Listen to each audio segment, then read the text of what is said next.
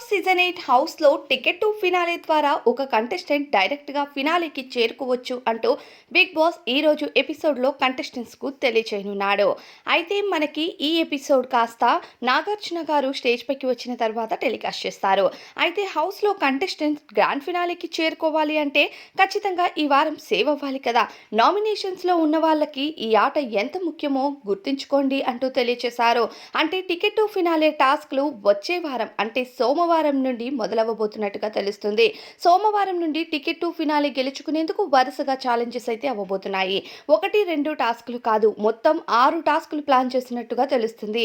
ఈ 6 టాస్కుల్లో విజయాన్ని సొంతం చేసుకున్న వాళ్ళే గ్రాండ్ ఫినాలేలోకి టికెట్ టు ఫినాలే ద్వారా డైరెక్ట్గా ఒకరు వెళ్తారు. ఆ ఒకరు ఎవరు అన్నది తెలుసుకోవాల్సిందే. మరి ఈ రోజు నిఖిల్ టాప్ 5లో ఉంటాడు అనుకున్నారు, కానీ నిఖిల్ ప్రస్తుతం డేంజర్ జోన్లో కనిపిస్తున్నాడు. ఎవరు హౌస్ నుంచి ఎలిమినేట్ అవుతారు అన్నది ఆసక్తిగా మారింది.